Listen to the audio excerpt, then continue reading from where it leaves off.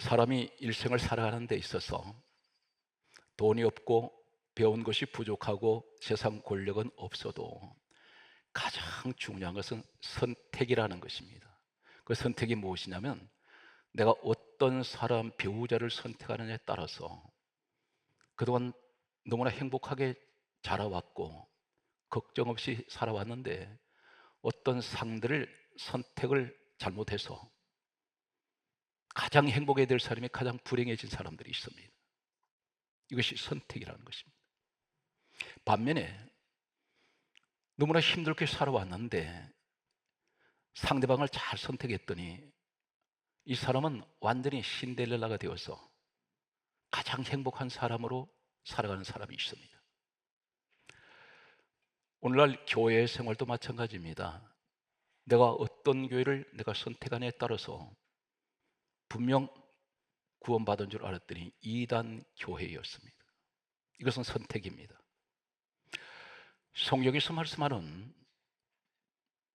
하나님께서 가장 기뻐하는 교회는 어떤 교회이며, 그리고 스스로 그것이 축복인 줄 알았는데 마치 화약을 쥐고 불 속으로 내가 들어가는, 이런 대단히 지옥으로 가는, 이런 불의 심판을 받는 자리로 들어가는 이러한 사람이 오늘 대조적으로 소개되고 있습니다.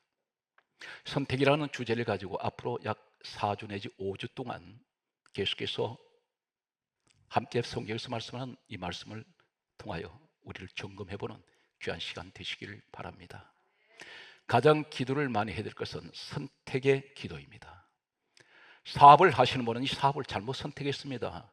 이분은 이 사업을 하면 안 됩니다. 그런데 그 사업을 해서는 안 될 사업을 선택을 해버렸습니다. 그 직장에 들어가면 안 되는데 무조건 하고 명문, 대기업 이것만 선호하다 보니 들어가서 결국은 견디지 못하고 나왔습니다. 그 다음부터는 나는 대기업 출신인데 하는 이러한 생각에 오만한 마음을 갖다 보니 다른 것은 눈에 들어오지도 않습니다. 최근에 여러분 성회 가운데 우리 성산수양원에서 많은 분들이 지방에서 외국에서도 다녀가시는데 약 제가 기억하기에는 1, 2년 전에 우리 화강교회에 열심히 신앙생활 하시던 젊은 40대 부부가 있었습니다. 그런데 그 남편 되시는 집사님이 초라한 모습으로 너무나 초라했습니다.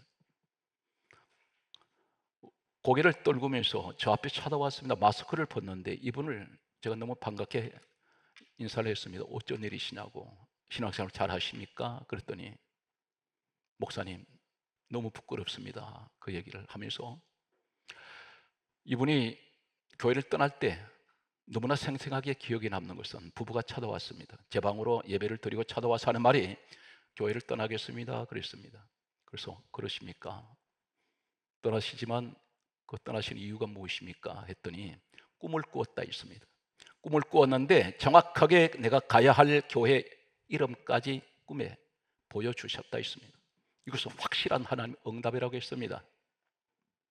그래서 제가 이야기하기를 그 꿈을 다 믿습니까? 하나님 말씀을 믿으십시오. 그랬더니 자신은 하나님 말씀보다는 꿈을 믿는다 했습니다. 그런데 약 1, 2년 전으로 기억하는데 이분이 찾아왔는데 하는 말이 제가 간 곳은 이단 교회였습니다. 그랬습니다. 그래서 도저히 목사님께 부끄러워서 올 수는 없고 이제 너무 견디다 힘들어서 찾아왔습니다. 그러면서 부인은 어디 갔습니까? 했더니 이혼했습니다. 그래요. 왜 이혼했습니까? 했더니 거기에 빠져서 집에 있던 재산 다 갖다 바쳐버리고 지금은 이혼을 했습니다. 사랑하는 성도 여러분, 그 꿈이 성령이 주셨습니까? 귀신 장난입니다. 꿈은 무조건 하고 꿈을 꾸면 그것이 다 하나님 주신 꿈으로 생각하는 사람이 있습니다. 얼마나 어리석습니까? 말씀을 믿지 않습니다. 실감이 되지 않는다는 것입니다.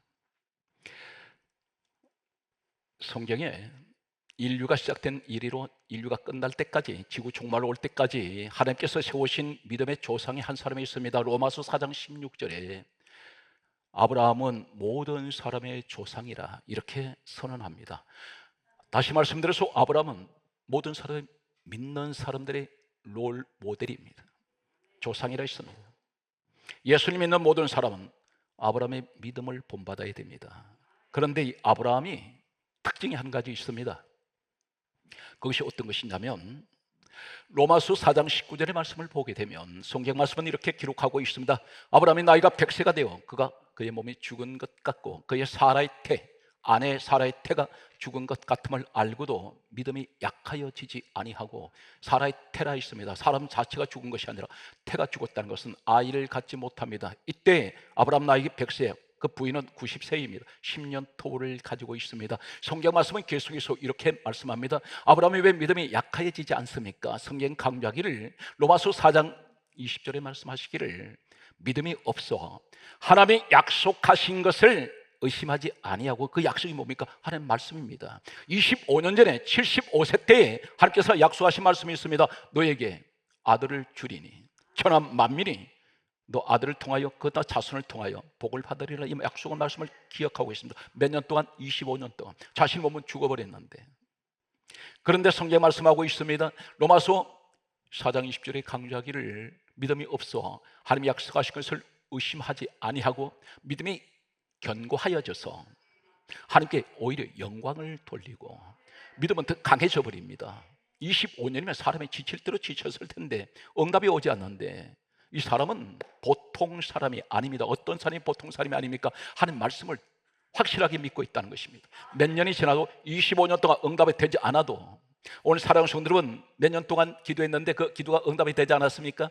25년이 되었습니까? 아니지 않습니까? 그렇다면 아직도 실망하지 마시고 그 기도 접지 마세요. 지금 진행형이 되시기 바랍니다. 성경 말씀은 이렇게 강조하고 있습니다. 로마서 4장 21절에 말씀하시기를 하나님의 약속하신 그것을 능히 이루실 줄로 확신했다 했습니다. 믿음의 차원을 넘어갑니다. 단순하게 믿습니다가 아니라 나는 확신합니다.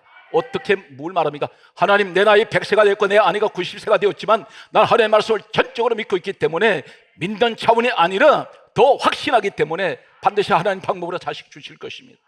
결국 100세 때에 아들 이삭을 낳게 됩니다. 한마디로 이 사람은 약속이라는 이 말이 뭐냐면 하나님 말씀을 생명보다 더 귀하게 여겼고, 이 말씀을 붙들고 있는 믿음의 사람입니다. 한마디로 말해서 아브라함은 말씀을 믿는 사람입니다.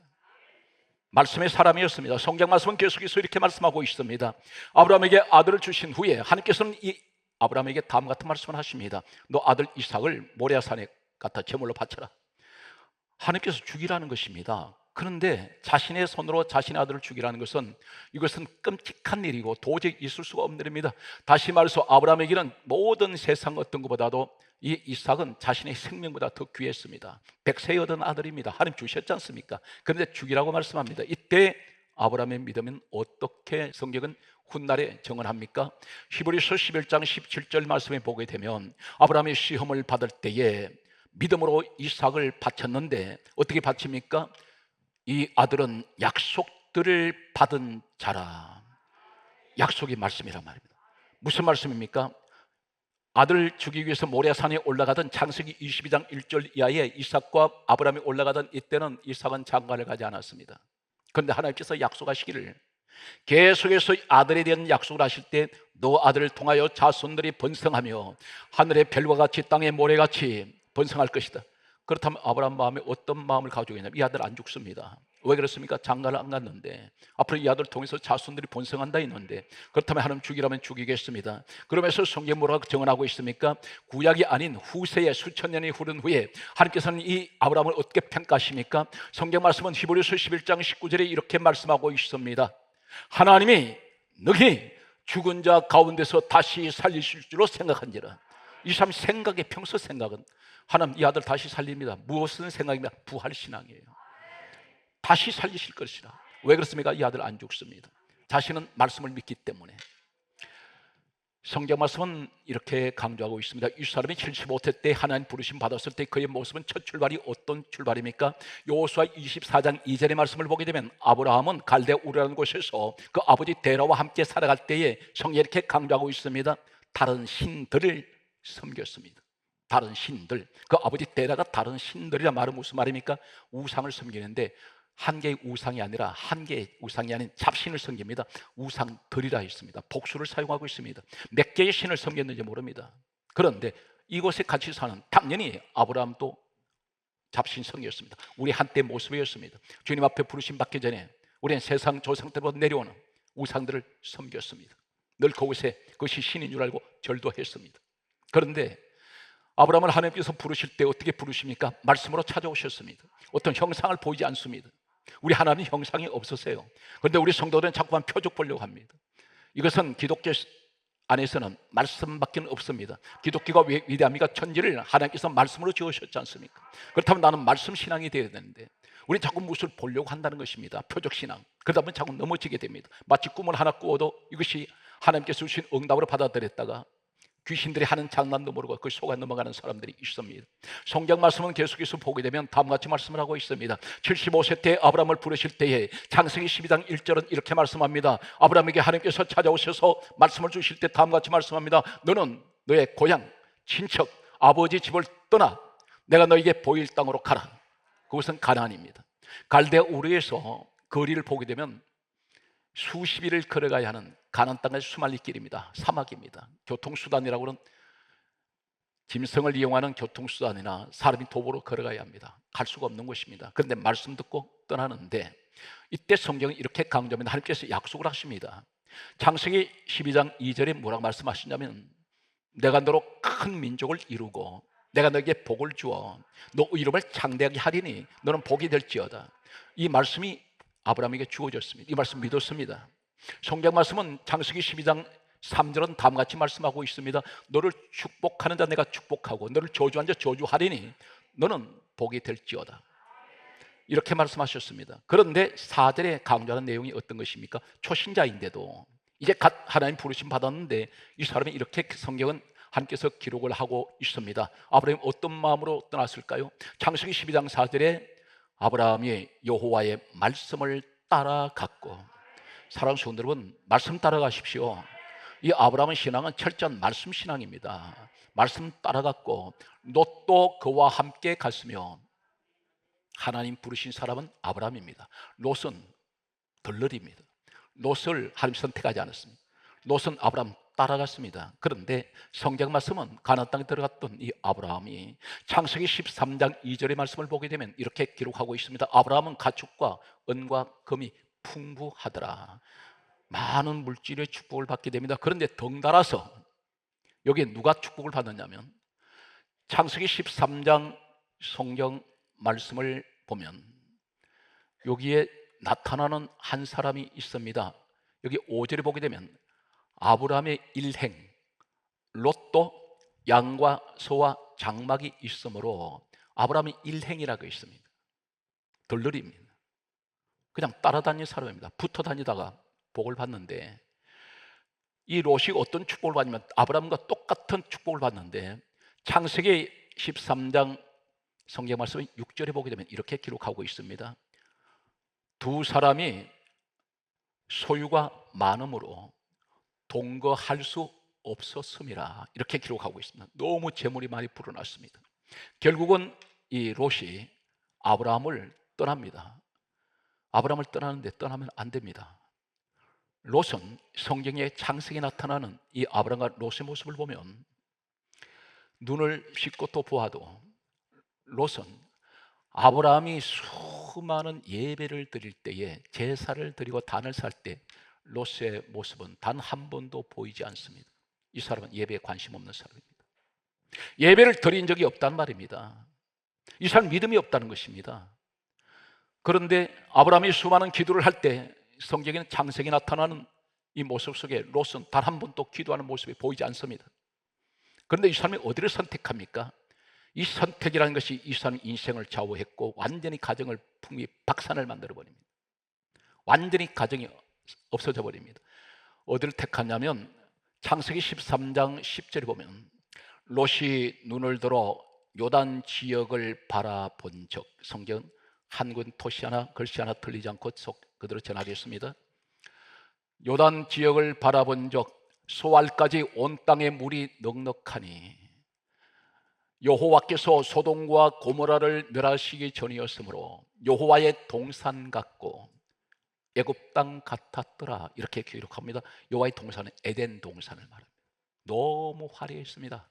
소문으로만 들어왔습니다. 소돔이 얼마나 화려하고 얼마나 멋있으며 얼마나 그것은 쾌락이 있는 것인지 즐거움이 있는 것인지 늘 소문을 들어왔을 것입니다. 성경 말씀은 이 소돔은 하나님의 불태우기 위해서 지금 준비하고 있는 자리입니다. 성경 말씀은 이렇게 기록합니다. 창세기 13장 13절에 말씀하시기를 소돔 사람들은 여호와 앞에 악하며 큰 죄인들이었더라, 이렇게 기록합니다. 하나님께서 바로 불태웁니다. 그런데 이 롯이 하나님 지금 불사질러 버리는 자리에 마치 기름을 지고 스스로 불 속으로 걸어 들어가는 모습입니다. 이것이 선택입니다. 이 소돔에는 하는 말씀이 없습니다. 롯은 말씀이 없는 사람입니다. 말씀을 함께하는 아브라함 곁에 붙어 있어야 됩니다. 떠나면 안 됩니다. 이 사람은 착각했습니다. 자기가 복이 있어서 많은 재물을 소유한 줄 알았습니다. 하나님의 관심은 아브라함에게 있었는데, 아브라함 때문에 옆에서 같이 복 받았는데 떠나갑니다. 여러분 가운데 오해하는 분들이 계세요. 내가 뭘 좀 벌면, 내가 좀 돈이 생기고 내가 권력이 높아지고 뭔가 세상이 잘 될 때 내 능력으로 착각하는 분이 있다는 것입니다. 예수 떠나는 순간 이 지금 롯 같은 모습입니다. 성경 말씀은 이렇게 기록합니다. 이 롯은 비참한 길로 걸어가게 됩니다. 그런데 아브라함은 어떻게 되었을까요? 말씀의 사람. 오늘 여러분들 가운데 오늘 이 시간에도 여러 가지 환경이 좀 열악합니다. 계속 조이고 있습니다. 코로나 바이러스라는 것이 나를 계속해서 불안하게 만들고 조입니다. 사람 많은 곳에 가면 안 된다고 말합니다. 그럼에도 오늘 시간 하나님의 말씀 듣기 위해서 우리 성전에 모였습니다. 아브라함의 모습이라고 할 수 있습니다. 그런데 성경 말씀 아브라함을 롯이 떠나고 갔을 때 창세기 13장 14절에 이렇게 기록하고 있습니다. 롯이 아브라함을 떠난 후에 하나님께서 나타나셨습니다. 찾아오셨습니다. 그리고 이렇게 말씀합니다. 너 있는 곳에서, 성경은 동서남북이 아니고 북쪽과 남쪽과 동쪽과 서쪽을 바라보라, 그렇게 말씀합니다. 그러면서 너 보이는 땅을 너와 너 자손에게 주리니 영원히 이르리라. 그런데 사랑하는 성도 여러분, 아브라함에게 계속 약속하셨던 것이 무엇입니까? 너 가나안 땅 가면 그것은 젖과 꿀이 흐르는 곳이고 그것은 기름진 땅이다 했는데, 지금 아브라함에게 너 눈 들어서 너 눈이 꼭지점이 어디냐? 거기까지 바라봐. 그것이 지금 어디냐면 중동입니다. 전 사막지대입니다. 그 바라보면 뭐랍니까? 모래 사막인데요, 풀 한 폭이 자라지 않는 곳입니다. 벌레도 살지 못하는 곳입니다. 아브라함이 너무 힘들어서 그곳에서 피신해서 애굽 내려간 적이 있습니다. 사람이 못 사는 자리입니다. 사막이, 이 열사의 사막 40도 이상 사람이 열이 오르내리는, 온도가 오르는 이 지열이 뜨거운 이곳에 발을 디딜 수 없습니다. 물 한 방울 나오지 않습니다. 그것을 말씀하면서 이 땅을 내한테 주는데 너 자손에게 주리라, 영원히 이르리라. 믿음이 없는 아브라함 같았으면 이렇게 말할 수 있습니다. 하나님, 이게 뭡니까? 젖과 꿀이 흐른다 했지 않습니까? 기름진 땅이라고 했지 않습니까? 최소한 제가 75세까지 살던 갈대아우르는 그것은 오아시스가 있는 곳입니다. 하나님 말씀 듣고 제가 이러고 왔는데 눈에 보이는 환경이 전부 사막입니다. 여러분 그렇지 않습니까? 나는 예수 믿으면 평안할 줄 알았습니다. 걱정 없는 줄 알았습니다. 세상 사람보다 더 지금 못합니다. 롯은 선택한 곳은 화스러운 곳인데 롯 떠난 후에 하나님이 나타나셔서 이 땅 너한테 주마. 하나님, 세상 사람들 앞에 내가 예수 믿는다고 말하기가 부끄럽습니다. 왜 그러냐? 롯 보세요. 소돔에 갔지 않습니까? 그것은 얼마나 화려합니까? 그런데 나는 왜 사막을 주세요? 이렇게 말할 수 있습니다. 그런데 하나님께서 여기서 한 걸음 더 나아가서 또 이렇게 말씀합니다. 뭐라고 말씀하시냐면 창세기 13장 17절에 말씀하시기를 너 일어나 종과 행으로 두루 다녀보아라.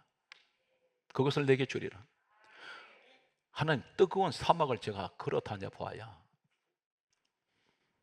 흙이 풀 한 푸기 자라지 않는 곳에 뭘 주신다는 겁니까? 하는데 여기서 다녀보라. 창세기 13장 17절에 한글에는 다녀보라고 되어 있습니다. 그런데 놀라운 것은 영어 성경도 번역했다 있습니다. 원문이 어디 있습니까? 히브리어로 되어 있습니다. 원문에는 할라크라고 합니다. 한번 따라 하시겠습니까? 할라크. 이 말씀이 무슨 말씀이냐면 똑같은 할라크 단어를 쓰는 내용이 한 군데만 소개하면 창세기 5장 22절에 에녹을 하나님께서 동행하시다. 동행, 하나님과 동행하다, 이 말이 할라크입니다. 너 혼자 다니는 것이 아니야. 그 사막에 너 혼자 있는 것이 아니야. 내가 너와 동행하고 있잖아. 바로 사랑하는 성도 여러분, 이 자리가 어떤 자리인지 아십니까? 이것이 믿음의 사람, 말씀을 지키는 사람이 있는 자리인데, 이 사람이 사막에 서 있는 그 자리가, 그 지하에 뭐가 있었습니까? 우리 전 세계에 약 3분의 1 이상의 석유가 이 중동에 다 매장되어 있습니다. 한마디로 말해서 오일이, 땅 전체가 오일로 매장되어 있는 곳입니다.